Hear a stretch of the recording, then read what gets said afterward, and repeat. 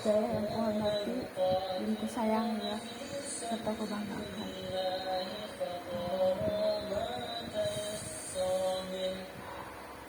Allahu Akbar. La haula wala quwata illa billah. Tidak ada daya upaya dan kekuatan apa. Segala yang terjadi dalam kehidupan aku dan kehidupan kita semuanya karena izin Allah ya. Segala sesuatu yang terjadi dalam kehidupan ini adalah sudah menjadi kehendak Allah. Jadi aku akan membahas tentang apa yang terjadi sekarang berdasarkan pemahaman yang kulihat, yang kucermati, yang kudengar. Di sini aku sebagai seorang perawat yang mempergunakan sistem keperawatan bisa terapkan dalam kehidupan ini seperti DO. DO itu data objektif, data subjektif. Kesananya intervensi, implementasi. Ada auskultasi juga loh. Kok bisa ya? Coba. Sekarang kita bisa mendeteksi mana orang yang berbicara bohong dan mana yang enggak. Mana orang yang dia itu sedang ngadep sama kita atau sedang berpaling dari hati, detakan jantung. Makanya aku berusaha untuk meluruskan kembali. Oke lah, kita akan membahas itu nanti. Jadi di sini berhubungan dengan akhir zaman ini, di mana aku ditugaskan Allah untuk menggemakan yel-yel kemanusiaan, terutama Palestina. Tapi di sini permasalahannya, semua pihak, semua orang menginginkan aku adalah hero, aku adalah pahlawan. Dan itu udah global ya, dari Indonesia, dari Turki, dari Arab, dari Qatar, semuanya udah global. Sehingga di sini yang ada apa? Percekcokan, perdebatan yang tidak menghasilkan suatu argu penyelesaian masalah. Yang ada, yang kelaparan masih tetap kelaparan. Akhirnya apa? Dampaknya ke kita akhirnya sekarang ini. Apa yang mereka rasakan di sana kelaparan, kita pun sama merasakan kelaparan. Bahkan lebih dahsyatnya sudah global, banyak permasalahan global, mulai dari cuaca, kelaparan, terus nantinya ya kelaparan besar, terus semua hal tatanan terganggu semua. Nah di sini oke lah ya, aku tidak akan membahas itu. Permasalahan apa? Coba kita sebagai medis, di sini tuh apaku selalu menginginkan aku menikah dengan medis. Kenapa menginginkan dengan medis? Biar satu visi, maksudnya gitu, cepet paham. Kalau kita sharing ada masalah itu cepet paham apa yang ku omongkan, dia bisa memahami. Tapi di sini aku kembalikan lagi kepada kehendak Allah dengan perjalanan hidup aku. Aku menginginkan aku menikah dengan medis, tapi aku dituntun menikah dengan pimpinan padepokan Genpo. Di sini kalau apa berharap aku menikah sama dokter Walia. Kemarin kan aku sempat bertunangan juga jadi dengan perawat. Tapi oke lah ya, aku tidak memikirkan hal itu. Apa kata si Abah? Aku kan dokter juga, dokter tradisional. Itu ya, aku terbiasa diselingi, ada aja baik. Tapi bukan bercanda ya, itu realita hidup aku. Di sini oke lah ya, aku tidak akan membahas itu.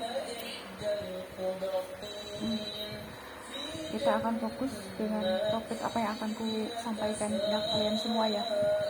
Jadi di sini aku berterima kasih kepada momi-momi soleha di perumahan Trias ya. Jadi aku kerjasama sama sahabat aku, mitra jahit aku, dan beliau itu yang berpartisipasi aktif di majelis taklim, dan aku gabung sama mereka tahun kemarin ya untuk bencana tanggap darurat. Di sini ilmu aku ada bakti sosial. Semua yang berkiprah di bidang medis pasti mengenal itu ya, bakti sosial. Kalau di masyarakat kerja bakti istilahnya di masyarakat, orang-orang awam ya kerja bakti yuk gitu. Kalau di medis istilahnya baksos. Jadi di sini aku akan mengisahkan tatanan kehidupan ini bisa semrawut karena human error. Di sini aku terkenal di golongan teman-teman pria karena aku jadi pengurus ya. Jadi intinya aku ngobrol sama teman wanita aku, teman SD aku. Terus di sini oh iya ya, kan ada yang bilang Elis Pak, ada yang Pak Mantri, ada yang Ibu, teman kecil aku, ada juga ya Elis. Jadi ya aku ini Qadarullah ya, jadi selalu didekatkan dengan sahabat-sahabat sharing pria. Jadi aku mengenal karakter sahabat-sahabat pria satu-satu. Jadi aku tahu bagaimana pemikiran yang picik, bagaimana pemikiran yang cerdas, bagaimana pemikiran yang pintar, bagaimana pemikiran yang paham. Dari semua sahabat pria, hanya satu orang yang benar-benar satu paham dengan aku waktu itu. Dia diem, tetapi selalu memahami apa yang aku omongkan. Berarti dia teman sharing aku, dan dia juara 1. Nah di sini kenapa aku tidak berdoa aku juara 1 ya? Karena dia laki-laki. Laki-laki itu harus di atas perempuan. Aku bisa aja ya dapat juara 1, karena aku selalu menginginkan 2 atau 3. Jadi aku itu dalam pikiran tuh aku juara 2 ya, ranking 2, maksudnya ranking 2 atau 3. Tapi seseringnya predikat ranking 2 ya. Nah kenapa tidak 1? Doanya tidak 1, karena laki-laki harus di atas perempuan. Kenapa seperti itu? Karena laki-laki why? Karena laki-laki adalah imam bagi perempuan. Sehebat apapun perempuan di muka bumi ini, tetap laki-laki yang dijadikan imam, tidak perempuan. Coba. Nah,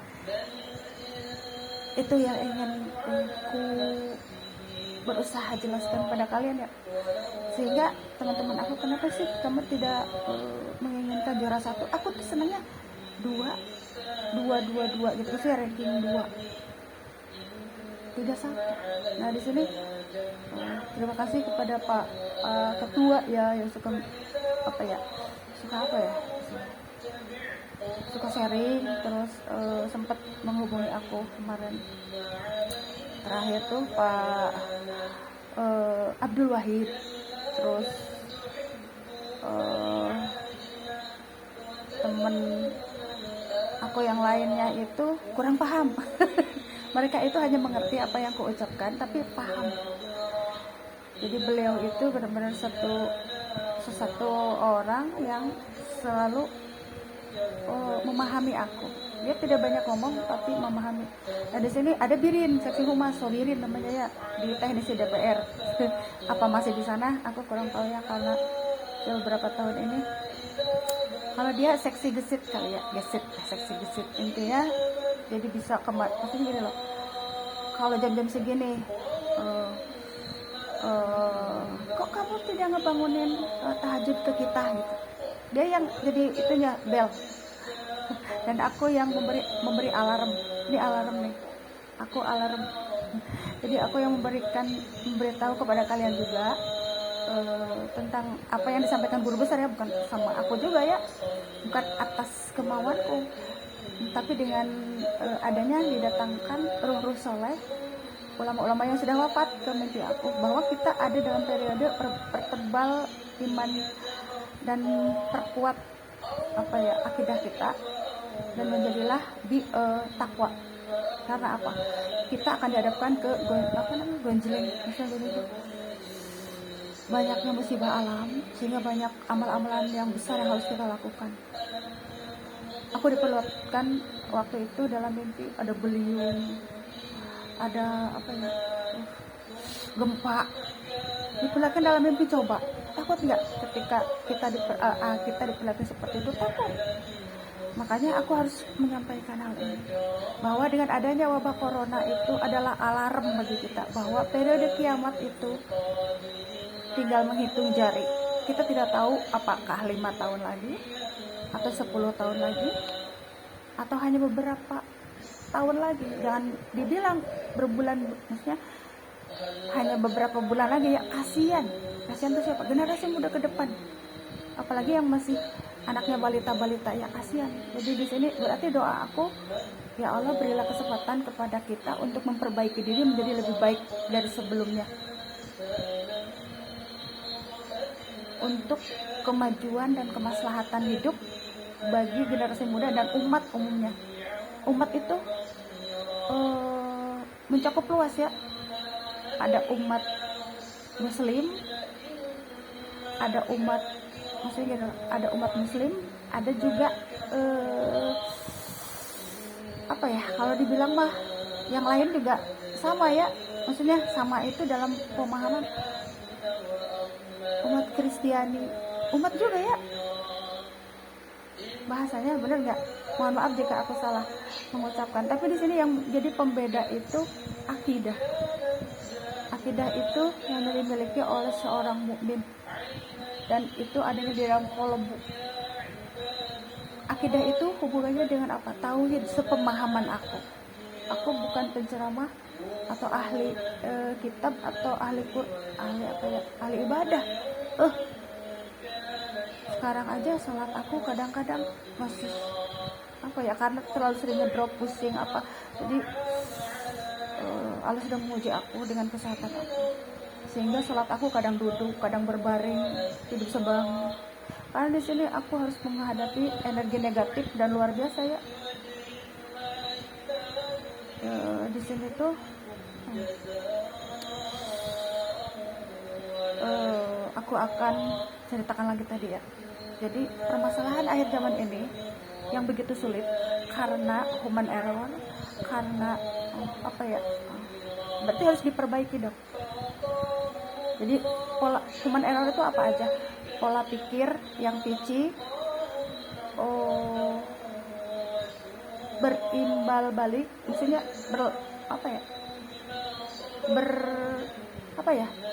melawan. Pola pikir picik melawan kecerdasan, kepintaran. Tapi di sini kecerdasan, kepintaran, kecermatan masih kalah juga ya.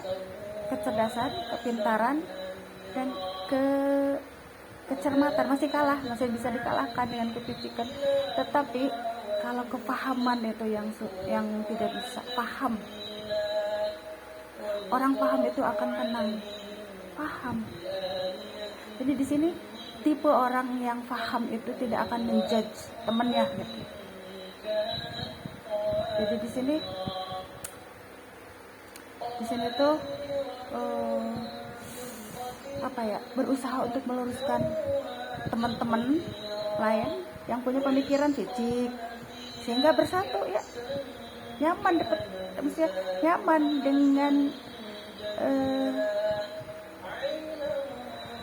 dengan kita gitu. Dari semua nih, dari satu kelas nih, ada pemikiran yang picik, ada pemikiran yang ingin menang sendiri, terus pemikiran yang itulah ya. Nah, untuk akhir zaman ini hal yang berat adalah penyakit hati, ubudunya, cinta dunia, cinta jabatan, itu yang repot ya. Dan di sini hanya keajaiban yang Allah berikan kepada setiap hati yang Allah inginkan. Kun fayakun, tidak ada yang mustahil bagi Allah untuk memberikan cahaya ke dalam hati orang yang di dalam hatinya itu sudah ada ubudunya, terus intinya yang paling repot itu kalau udah ubudunya ditambah dengan kemusyrikan, akhirnya munafik kesananya. Jadi kemunafikan itu terjadi karena dari awalnya itu dari situ. Akhirnya dituntunlah ke kemusyrikan, akhirnya jadi berkelit, jadi hidup berkelit. Janganlah sayang, ya sekarang kita periodenya memperbaiki diri menjadi lebih baik demi kemajuan generasi muda Indonesia. Khususnya aku menekankan perubahan untuk Indonesia karena banyak bergejolaknya itu di Indonesia. Di Indonesia ini terlalu banyak golongan pesantren, tapi banyak ilmu hitam juga. Jadi di sini yang membuat seseorang itu bisa berkelit itu karena dua hati gini loh.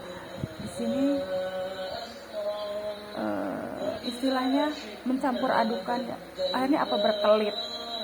Sedangkan kalau Islam murni itu tidak bisa mencampur adukan, karena itu udah tauhid ya. Hidup di atas tauhid itu apa ya? Yang bertugas menerapkan itu guru-guru besar, bukan aku. Kalau aku mah setahu aku mah ya kalah gitu. Kalau aku berargu sama mamaku pasti rame gini, Neng kamu mah diem baik atuh katanya, kalau ini tuh sok atuh cenah ikhtiar tuh apa kan udah misalkan aku pengen punya bangsaku jualan baju gitu ya, oh sepi katanya misalkan gitu, terus apa upayaku di rolling gitu ya, intinya seperti itu. Terus butuh kesabaran, sehingga Allah pun begini, kalau ada baju yang tidak misalkan kok belum keluar ya, aku tawarkan ke orang, akhirnya malah lebih berkah dan lebih mulia. Kalau ada baju misalkan ya ada gamis haramain, pernah ya waktu itu aku masukkan ke toko, terus bukannya sepi nggak ada yang beli, sini malah dimuliakan sama Allah, aku kasihkan sama yang berangkat haji dan umroh. Itu lebih mulia daripada komersil uang ya. Besoknya dapat orderan, doa-doa dari mereka yang umroh haji itu mendoakan, yang memakai baju karyaku mendoakan agar aku dapat uang saku. Akhirnya apa, pesenanku banyak, bukan hanya dari baju aja, dari kuliner, dari perairan tuh sampai ngadain galon, nyuplai galon ke warung, terus dari sembako, terus dari baju iya, terus ke YouTube juga iya. Tapi kalau ke YouTube kan ada orang yang apa ya, kalau kita mah memegang peranan di YouTube itu. Nah di sini bermainlah pemikiran kritik, mohon maaf ya, tapi aku tipe orang yang tidak menjudge dan tidak pernah mendendam. Dendam itu tidak bagus. Yang terpenting Anda perbaiki diri Anda untuk periode sekarang dan ke depan, karena kemajuan dari keluarga Anda sendiri bergantung dari amalan-amalan Anda sebelumnya. Dan aku tipe orang yang pemaaf ya. Setiap amalan itu akan kembali lagi kepada pembuatnya.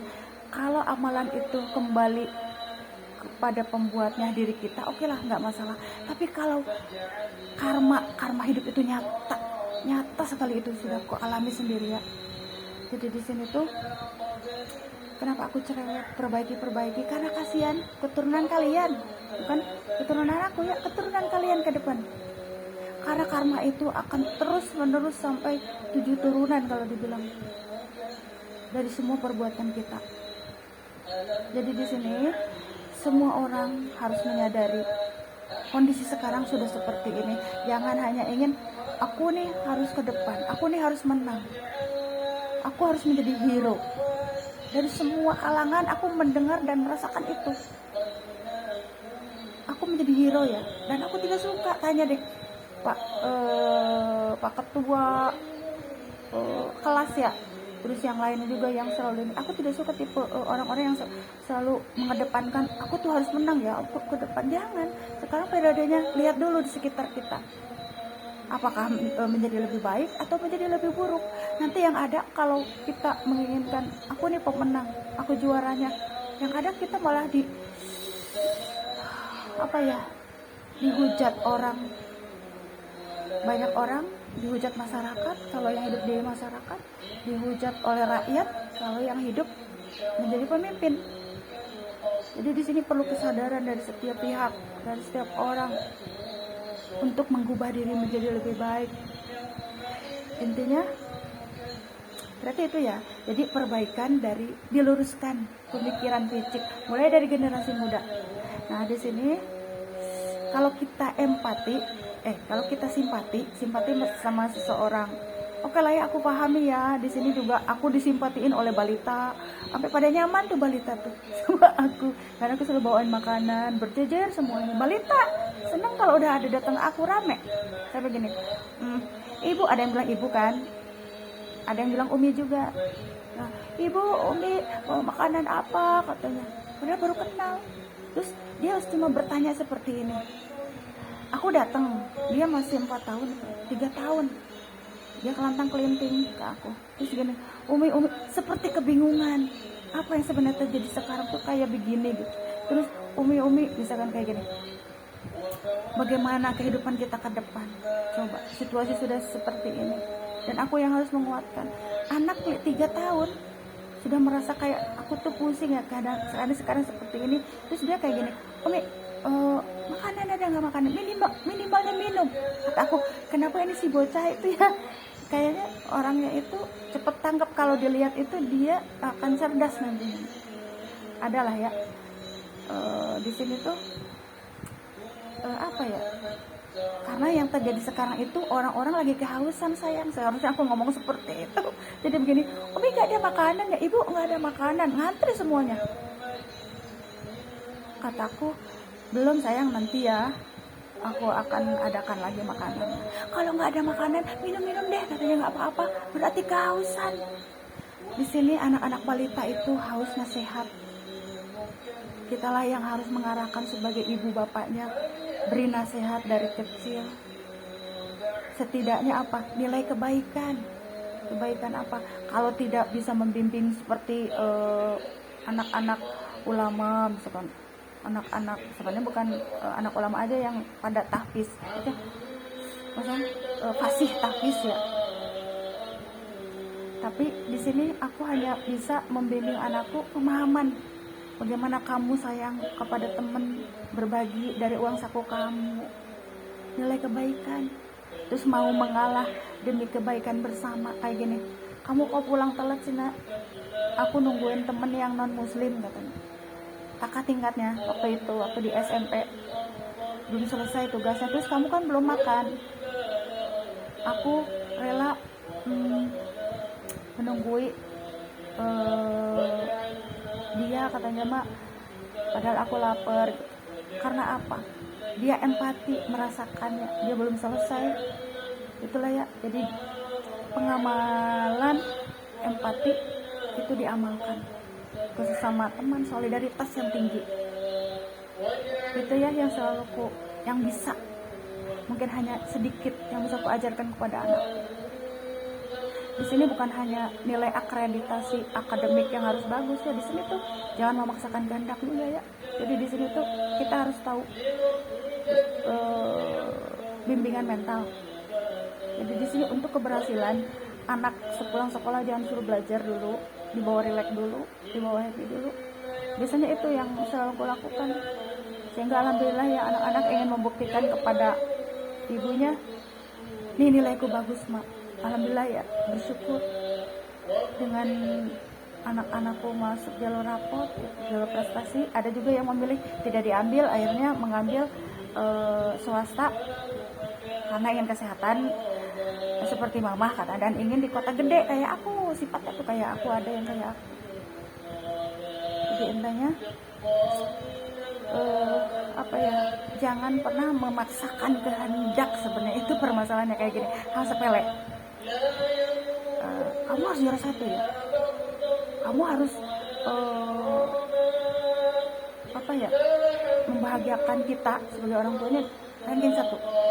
Aku tidak menyarankan seperti itu, tapi aku seperti gini loh, tapi aku selalu begini, kamu apa yang menjadi keluhan kamu? Aku selalu nanya, yang menjadi keluhan aku nilai aku mak, sekarang ini agak turun, kata aku, besok tingkatkan lagi. Jadi di sini nilai, kalau kamu pengen juara 1, nilai itu harus dipertahankan. Kalau bagusnya lebih ditingkatkan lagi. Kalau nilai-nilai kamu sudah bagus, otomatis kamu dapat predikat juara satu. Jadi jangan ambisi juara satu atau pemenangnya kita, jangan, tapi perlihatkan hasil kerja keras kita. Itu ya yang ku tanamkan ke pola didik aku. Dan ini hikmah itu lebih keras, ajaran hikmah itu lebih keras karena ada salah satu sifat dari anakku yang keras. Bahkan begini, lagi di motor, buruan mak, buruan cepetan, aku pengen nyampe gitu ya, aku mau kerja kelompok daerah mana, Puri Cendana. Kata aku, ini hikmah karena anaknya agak maksa. Kalau dibilang bandel enggak, alhamdulillah ya, anak-anakku enggak pernah, bersyukur lah ya. Di sini tuh hanya ada sifat maksanya gitu. Maksanya itu kayak gini, buruan tuh, pengen cepat, buruan tuh pak, salah satu anakku. Sehingga aku harus gini, coba lihat, kalau kamu tidak membiarkan mama konsentrasi membawa motor, apa yang terjadi? Brak di depan, jatuh motor. Apakah kamu pengen seperti itu? Ini hikmah ya. Jadi kalau ada orang yang ku nasihati, seseorang sedang ku nasihati dengan cara kamu kok kasar, nasihati ke aku. Kalau ke yang lain itu halus lembut, kalau ke aku kok kasar, sampai Sunda kasarku keluar, birin, pawahin. Akhir zaman ini, tahun 2026 ini, seseorang orang yang terdekat aku bener-bener ya aku peduli, sayang, sehingga Sunda kasarku keluar menasihati beliau. Karena apa? Berarti jenisnya kalau dibilang mah bandel, sampai kapan sih seperti itu terus? Jadi di sini tuh sampai begini ya, akhirnya kapok. Jadi gini, buruan cepetan itu apa ya, ngemudi motornya, buruan nyubitin aku, kadang nyubitin coba, aku lagi megang motor, salah satu anakku ada jahil, dia bikin nyubitin buruan gitu. Sempet waktu itu SMP kelas 3. Nah pas aku kan agak kesel juga, di jalan raya itu bahaya. Coba kalau ada apa-apa, akhirnya aku tunjukkan, coba kamu lihat, aku tegas seperti itu, kamu lihat, kalau tidak hati-hati, lama di depan diperlihatkan sama Allah, motor kepeleset jatuh, tapi tidak apa-apa ya, cuma jatuh pas di perempatan simpang 5, jatuh doang. Jadi dia terburu-buru langsung tuh seperti itu. Itulah hikmah. Ilmu hikmah itu berat, jadi berhubungan dengan kayak gaya gravitasi alam. Jadi di sini tuh kalau sudah seperti itu baru kamu nyahok gitu.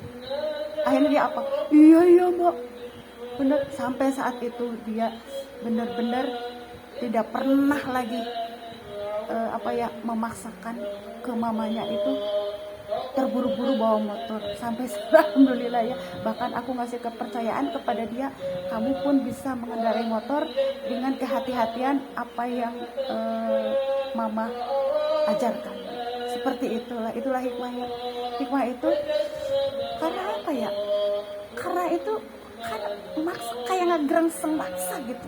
Kamu tidak paham apa yang aku ucapkan. Ternyata di sini ada pola pikir hanya sekedar mengerti, hanya sekedar iya gitu. Tapi tidak dipahamkan sama Allah. Jadi di sini ada orang-orang yang dipahamkan, bukan mengerti. Atau cermat oke lah, bagus ya, cerdas, cermat, tapi paham. Hanya segelintir orang, beberapa orang yang dipahamkan dengan kehidupan ini ya, sehingga mengerti apa yang harus dilakukan ke depan dan memperbaiki yang sebelumnya. Tapi jangan mengingat yang udah-udah ya, karena kalau dosa kita diingat, maka kita akan down terus ya. Kalau punya dosa di masa lalu ya sudah, yang terpenting sekarang dan masa yang akan datang. Di sini aku tidak akan membahas permasalahan sekarang ini ya. Permasalahan ini udah global. Jadi di sini aku sedang berpikir untuk bergabung dengan suatu organisasi yang lebih besar. Maksudnya aku di sini dituntun ke majelis taklim. Oke lah ya, aku teruskan di majelis taklim. Nanti kalau ada donasi, aku kasih ke majelis taklim Trias seperti biasa. Dan di sini aku terhubung dengan Pak Haji Jampang, di mana Pak Haji Jampang itu masuknya ke anggota Demokrat. apakah masih aktif atau tidak aku kurang mengerti ya, kurang paham, belum paham ya, berarti harus nanyain agar aku paham. Kalau Pak Haji Jambang itu masih di Demokrat atau tidak, karena kalau aku nyumbang ternyata beliau udah keluar dari Demokrat, ya gimana gitu, berarti aku harus paham dulu jangan hanya mengerti, paham, tapi sepertinya aku harus menanyakan konfirmasi ke beliau ya. Jadi intinya itulah ya, jadi aku sedang memikirkan ingin melakukan donasi dengan organisasi yang lebih besar. Karena apa? Keinginanku untuk membantu orang-orang yang membutuhkan, yang cakupannya lebih luas menyangkut sekarang ini. Jadi bukan hanya dengan majelis taklim saja ya di Trias atau di area, kalau di area sini apa ya, kalau di sini itu apa ya, hanya masih seputar sini aja ya, maksudnya seputar ibu-ibu di sini. Tapi kalau di sana itu udah khusus ada sumbangan keluar, khususnya sumbangan yang ada di Indonesia mungkin ya. Kalau ke Palestina juga kalau nggak salah, iya Palestina juga dia ada khusus donasi untuk Palestina dari Masjid Trias itu. Jadi apa ya, aku pun kemarin dapat apa ya, kalau dibilang mah rekening biar lebih apa ya, kalau dibilang mah nggak perantara lagi, akhirnya aku langsung dapat rekening yang langsung untuk tujuannya ke sana. Nah di sini sekarang kan aku bergabung dengan Ecep juga ya, di TV One bisa bergabung juga dengan Ecep tuh. Cuma sekarang ini kan aku lagi fokus nge-vlog, terus kegiatanku di sini nanti donasi mungkin akan digalakan lagi. Dan donasi ini sekarang itu sebenarnya variatif ya, permasalahan hidup udah kompleks ya. Di sini aku sedang mengumpulkan informasi bagaimana keadaan di Tasik gitu. Aku ngobrol dengan sahabat kecilku di sana gimana, apakah krisis air juga, ternyata masalahnya sama. Di Bantar Kalong ya ada sahabat wanita aku, katanya di sini juga katanya apa ya, krisis air. Di sana belinya dari mana mas? Dari Cilongan kata aku. Berarti lebih parah ya di sana. Di sini mah masih enggak, kataku. Berarti di sini krisis sudah global ya, ke Tasik, ke daerah Bantar Kalong, sampai air pun beli katanya. Kata aku yang sabar ya, kita harus selalu mengingatkan dalam kebaikan. Di sini berarti masih bersyukur, beruntung ya, di daerah Tambun Selatan ini masih tercukupi air. Maksudnya global di sini masih tercukupi air lah, daerah Tambun, daerah Bekasi inilah ya, bukan Tambun aja, daerah Bekasi. Bersyukur kita ya, karena di daerah Tasik agak ke pesisian mau ke arah sana tuh udah krisis air. Jadi itulah yang ingin disampaikan dulu sementara ini ya, karena udah ada azan subuh, jadi aku harus salat dulu. Semoga kita diberikan kekuatan lahir batin, semoga ditunjukkan ke arah-arah yang baik dan benar, semoga kita menjadi hamba Allah yang taat dan menjalankan segala perintahnya dan menjauhi larangannya ya. Assalamualaikum semuanya.